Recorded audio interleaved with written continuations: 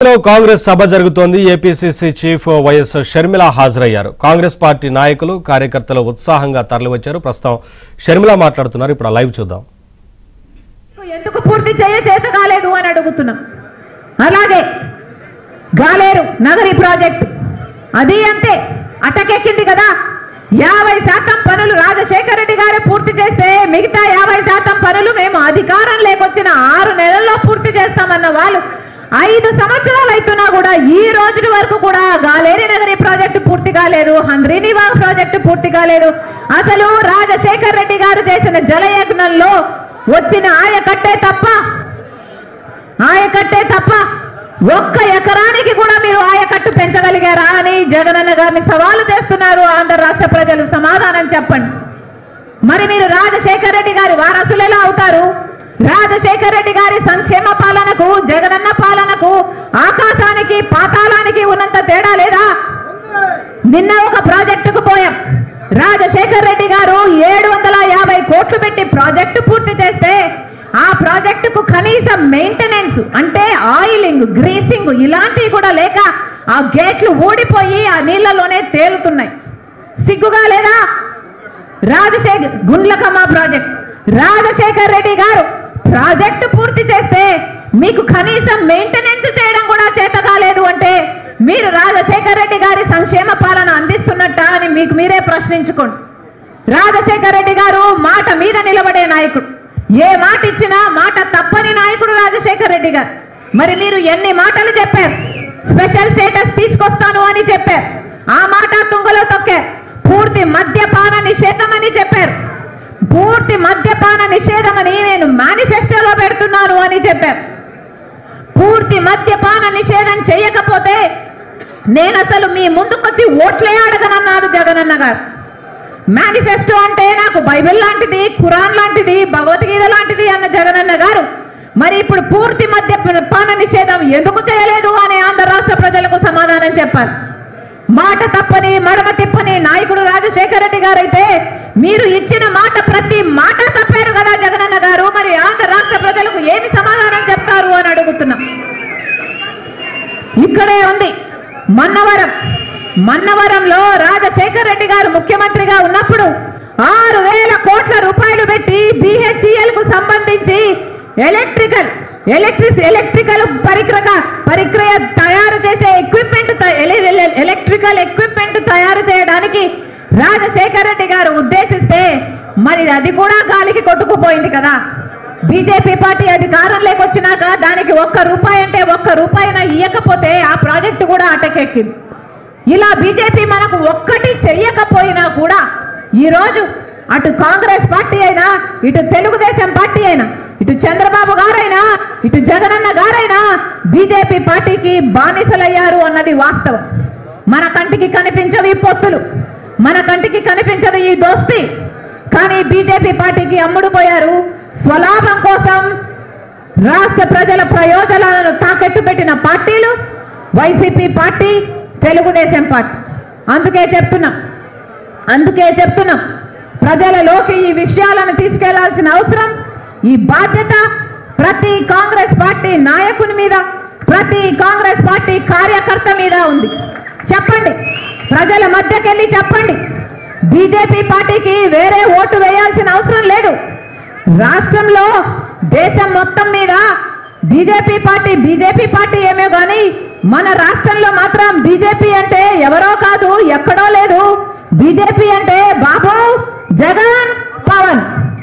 B అంటే బాబు, జే అంటే Jagan, P అంటే పవన్. బీజేపీ పార్టీ ఎక్కడో లేదు, మన రాష్ట్రంలో ఈ ముగ్గురులోనే ఉంది. వైసీపీకి వేసిన ప్రతి ఓటు బీజేపీ పార్టీకి వేసినట్టే, తెలుగుదేశం పార్టీకి వేసిన ప్రతి ఓటు బీజేపీ పార్టీకి వేసినట్టే, జనసేనకు వేసిన ప్రతి ఓటు బీజేపీ పార్టీకే వేసినట్టే. మరి మీకు ఎందుకు వేయాలి ఓటు? నేరుగా బీజేపీ పార్టీకే వేస్తే సరిపోయింది కదా. అందుకే చెప్తున్నాం, ప్రజలను హెచ్చరించాల్సిన అవసరం ఉంది. ప్రజల దగ్గరకు వెళ్ళండి. ఎన్ని ఇల్లులు తట్టగలిగితే, ఎన్ని తలుపులు తట్టగలిగితే, ఎన్ని గడపలు తొక్కగలిగితే అంతమంది దగ్గరికి వెళ్ళాలి. ఎన్ని సంఘాలను వీలైతే అన్ని సంఘాలను కలవండి. రానున్న 70-80 రోజుల్లో ఎంతమందిని ఇన్ఫ్లుయెన్స్ చేయగలిగితే అంతమందిని ఇన్ఫ్లుయెన్స్ చేసే ఇన్ఫ్లుయెన్సర్లుగా ఒక్కొక్కరు కాంగ్రెస్ పార్టీ నాయకులు కార్యకర్తలు తయారు కావాలి. ఒక్కొక్కరు ఒక్కొక్క సైనికుడిగా కాదు, ఒక్కొక్కరు ఒక్కొక్క సైన్యములా మారాల్సిన అవసరం ఉంది. కష్టపడదాం, కష్టపడదాం. ఈ 90 రోజులు 80 రోజులు కష్టపడదాం. పార్టీ కోసం పని చేద్దాం. పొద్దున లేస్తే ఒక లిస్టు తయారు చేసుకోండి. ఈ రోజు నేను ఎవరి దగ్గరికి వెళ్ళాలి, ఎన్ని ఇల్లులు వెళ్ళాలి, ఎన్ని సంఘాల దగ్గరికి వెళ్ళాలి, ఎంతమందితో మాట్లాడగలరు, ఒక లిస్టు తయారు చేసుకోండి. ఆ లిస్టు ప్రకారం ప్రతి రోజు మీరు చేయాల్సిన కార్యక్రమము మన భవిష్యత్తు ఎలా మారాలి, మన భవిత ఎలా బాగుపడుతుంది, మళ్ళీ ఈ పార్టీలకు అధికారం ఇస్తే మళ్ళీ బీజేపీకే బానిసలు అవుతారు అని చెప్పండి. రాజశేఖర్ రెడ్డి గారు బీజేపీకి వ్యతిరేకి అని చెప్పండి. ఎందుకంటే అది మతతత్వ పార్టీ కాబట్టి, ఎందుకంటే మతం పేరుతో చిచ్చు పెట్టే పార్టీ కాబట్టి. ఇవన్నీ విషయాలను ప్రజల దగ్గరికి తీసుకువెళ్లాల్సిన బాధ్యత నా పైన మీ పైన ఉంది. ప్రతి కార్యకర్త ఒక సైన్యంలా మారాలి అని కాంగ్రెస్ పార్టీ ప్రతి కార్యకర్తకు ప్రతి నాయకునికి శిరస్సు వంచి చేతులు జోడించి మనస్ఫూర్తిగా ప్రార్థించుకుంటున్నాం. మీ అందరూ పని చేస్తే మళ్ళీ కాంగ్రెస్ పార్టీ అధికారంలోకి వస్తుంది.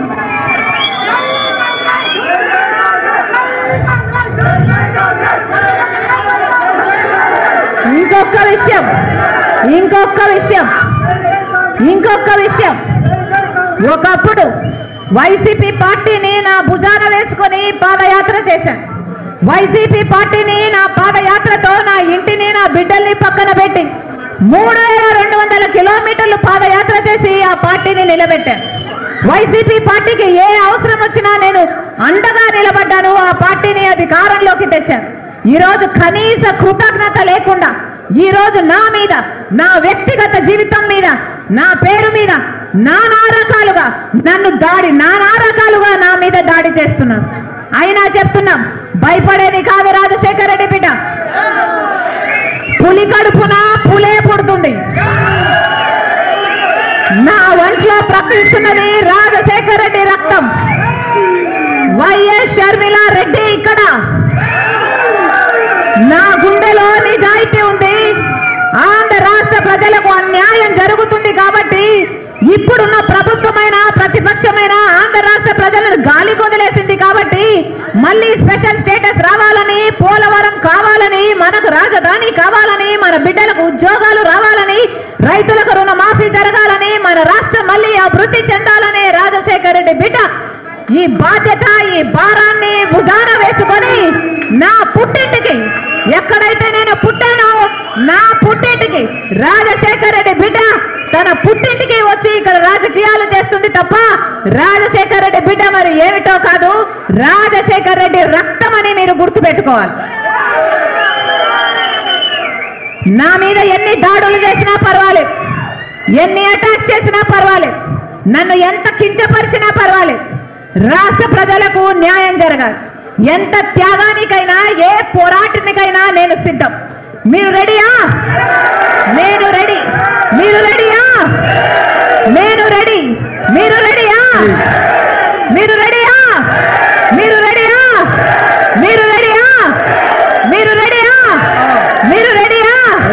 మీరు రెడీయా? జోహార్ వైఎస్ఆర్. రాహుల్ గాంధీ గారి నాయకత్వం వర్ధిల్లాలి, వర్ధిల్లాలి. ఎవరు కదలొద్దండి. సిపిఎస్ కు సంబంధించి